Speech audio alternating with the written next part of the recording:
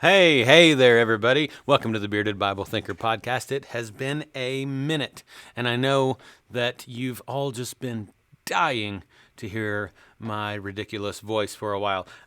Listen, I know that that's also not true, and it's just wishful thinking. However, here I am, back again. And it hasn't been that I don't have time to do this. It's simply that I haven't made time to do this. And so, anyway, here I am. I'm going to start trying this year in 2021 to begin to change the way that I record, the frequency that I record. I'm going to do like a month in advance, just so I can be more regular about it. So the plan is. Because I know you're all super interested in this. The plan is to get 4 or 5 recordings done at a time, and then to air them and release them every Monday morning. So that's the plan. And then as some kind of major thing erupts, and I might do an occasional off-the-cuff one, because of something that's happened in the news or whatever else. So, but today I do have something that I ran across on the Pew Research Center. That is, they have a super good website, and I ran across this today just a little bit ago, and I thought it was interesting. And thought maybe it would be good to chat about for the first time being back in a while. And so I'm just going to share my screen real quick, and here we are. This is from a study that showed that more Americans than people in other advanced economies say COVID-19 has strengthened religious faith. Now, there's a lot to say about what does that mean. And to be honest with you, I don't know. You read through this a little bit. It says, as the coronavirus pandemic continues to cause deaths and disrupt billions of lives globally, people may turn to religious groups, family, friends, coworkers, or other social networks for support. A Pew Research Center survey conducted in the summer of 2020 reveals that more Americans than people in other economically developed countries say the outbreak has bolstered their religious faith and the faith of their compatriots. It goes on to say nearly 3 in 10 Americans, which is 28%, which you see up here in the graph if you're watching this on YouTube. And if you're not, well, then it's up there in the graph that we're looking at. Nearly 3 in 10 Americans report stronger personal faith because of the pandemic, and the same share think the religious faith of Americans overall has strengthened, according to the survey of 14 economically developed countries. So what are those countries? The U.S., Spain, Italy, Canada, Australia, UK, France, South Korea, Belgium, Netherlands, Germany, Japan, Sweden, Denmark, and that's it. Okay, so of all those countries that they're calling economically, what does it say? Economically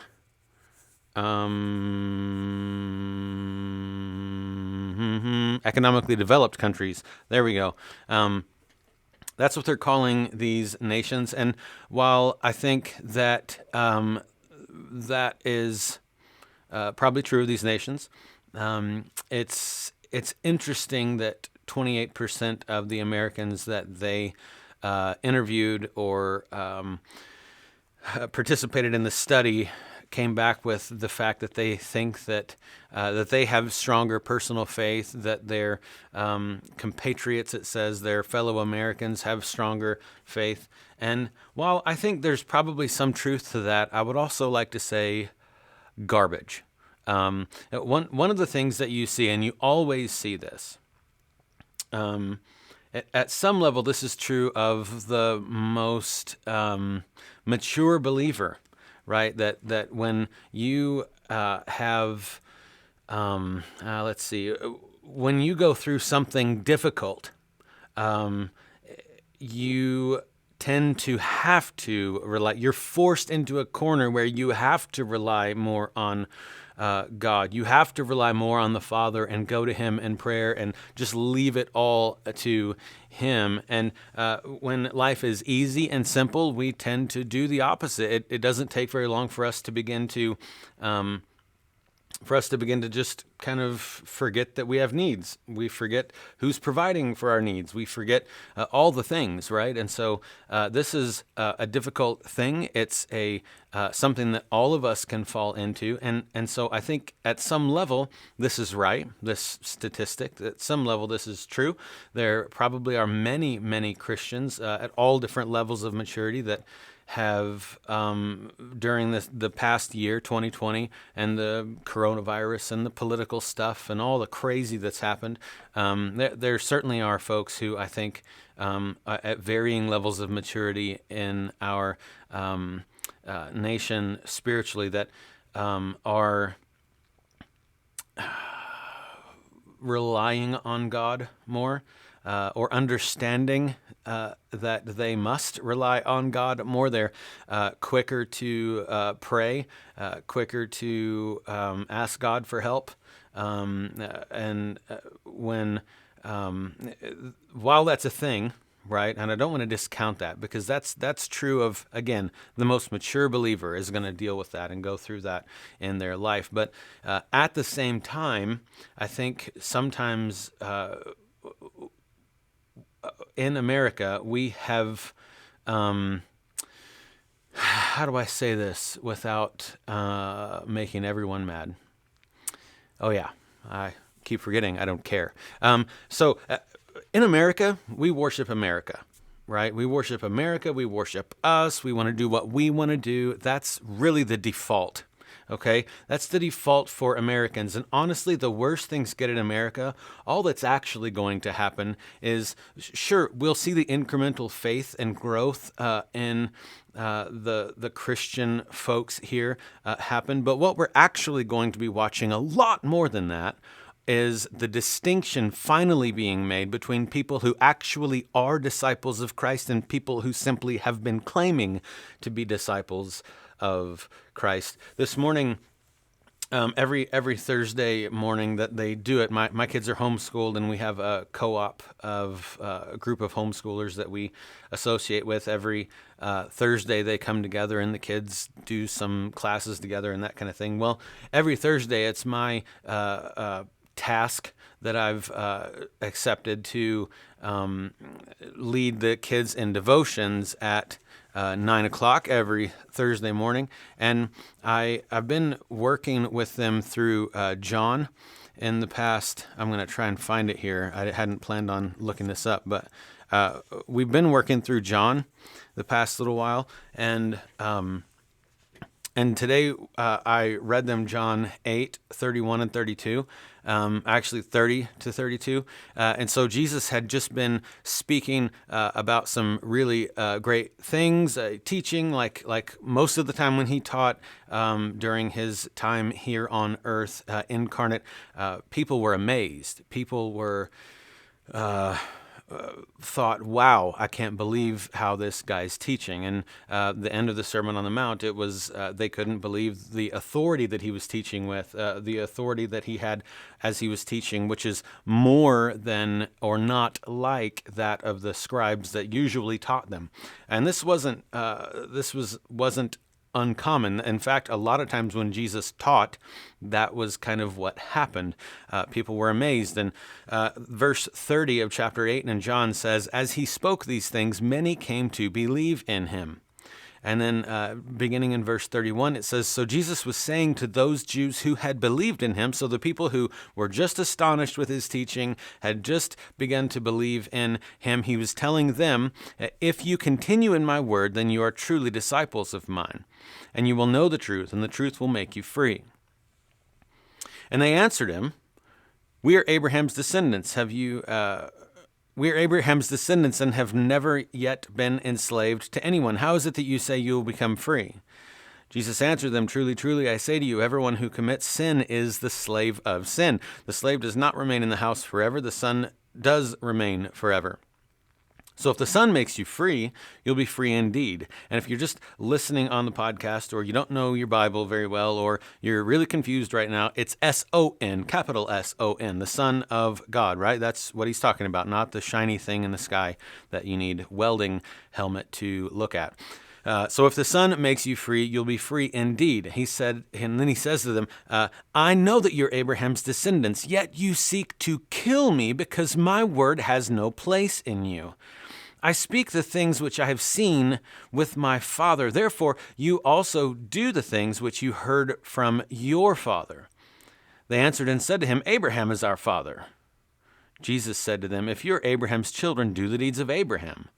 But as it is, you are seeking to kill me, a man who has told you the truth, which I heard from God. This Abraham did not do. You're doing the deeds of your father. They said to him, we were not born of fornication. We have one Father, God. Jesus said to them, if God were your father, you would love me.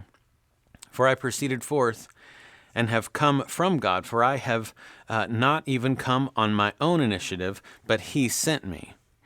And he goes on to basically say in verse 44, he says, you are of your father, the devil, and you want to do the desires of your father, the devil.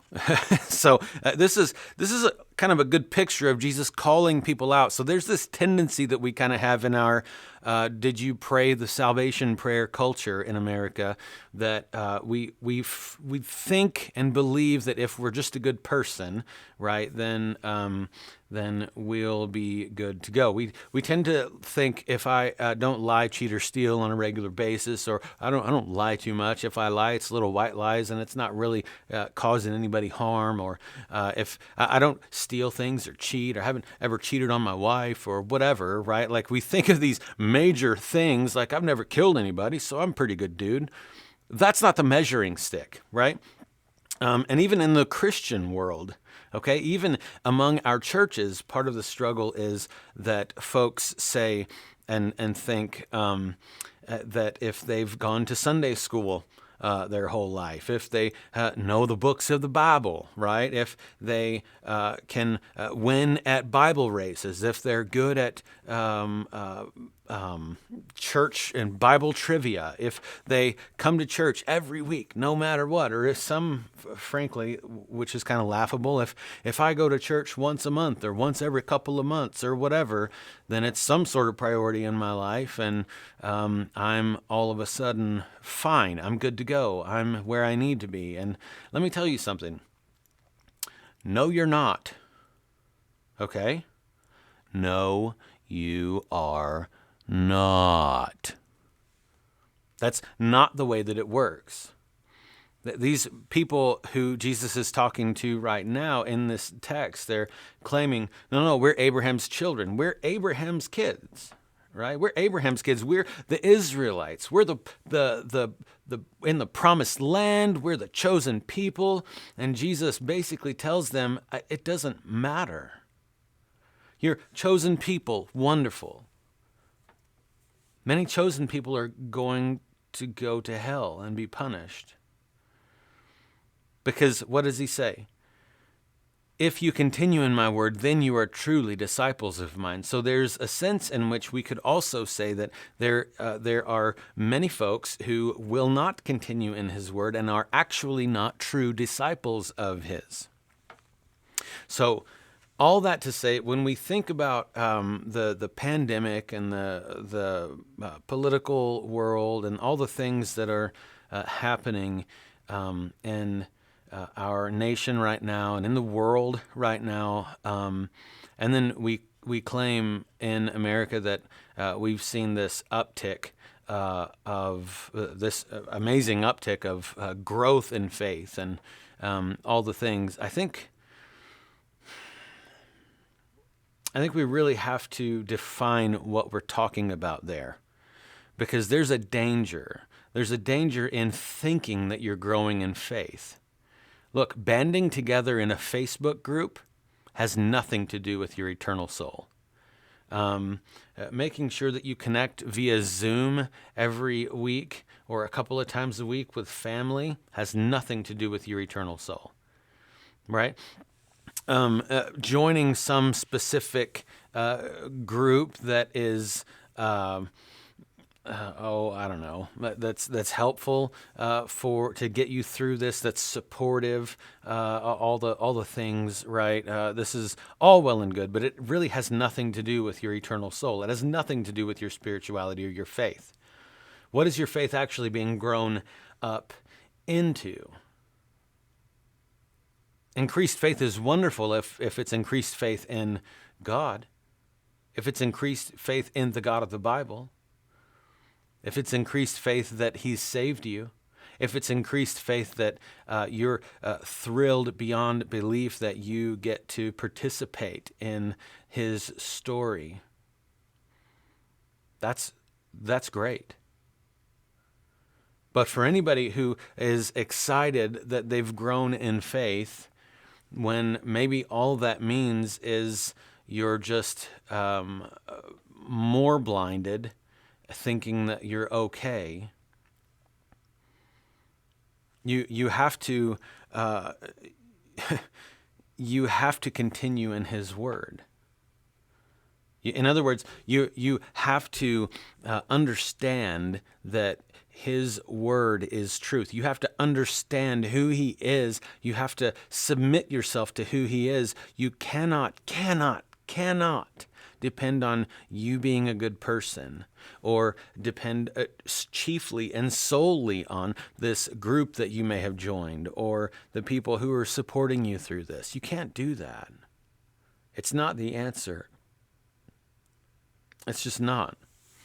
So at the end of the day, what actually counts is not what actually counts is not the growth in faith. It's what is your faith growing in.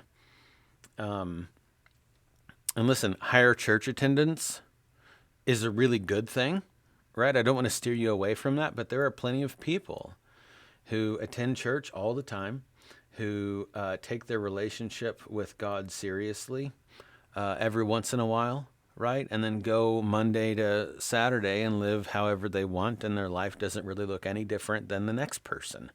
And by looking different, I do not simply mean I pay my taxes on time and I'm a good American citizen. That's not what it means. It means living by the Word of God. So, that rant, I hope, is over for the moment.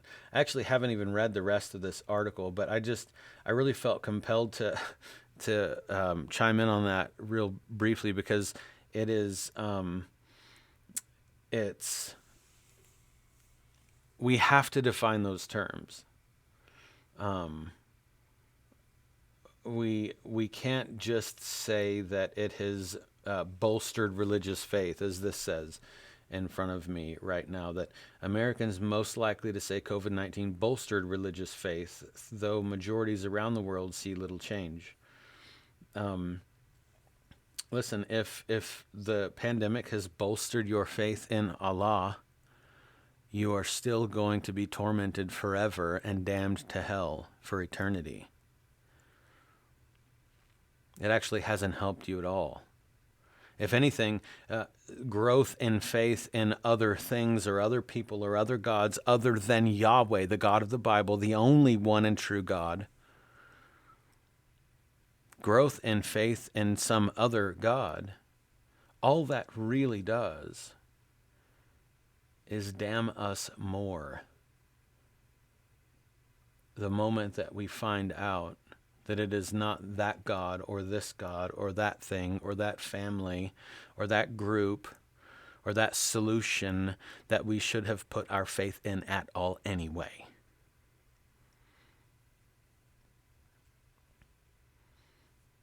So, as we're jumping into 2021, January is almost over. And I completely plan on working through some things since I'm going to be recording multiple things at once. I'm not always going to jump into whatever news article just came out today or this morning or whatever. But I am going to be covering some topics that I think are super relevant today, and I'll keep it. I plan on still utilizing news articles and things that have come out, perhaps videos and things that I'll run across. And what I plan on tackling in February is the whole. So we're seeing a revolution in our nation, right? And it's a revolution that is really challenging a whole lot of things that are unbiblical and godless and evil. And some of those things are this idea that we can redefine marriage, okay? And the idea that you can pick your own gender, and on top of that, that I must adhere to that, that me being loving is going along with that and confirming that and sort of adhering to whatever pronouns you want me to call you and that kind of thing. The idea that that is the most loving response, that's another thing to talk about. So we're gonna talk about transgenderism. We're gonna talk about homosexuality. We're gonna talk about church's response to that kind of stuff, the Christian response to that kind of stuff, and that's all coming up in February. So hope you'll join me for that. I'm also going to begin doing all of this and throwing it back on YouTube. Like I used to do. So it'll be on YouTube and it'll be on my regular podcast channel, The Bearded Bible Thinker. You can get that on Spotify or Apple Podcasts or Google Podcasts or a few other places.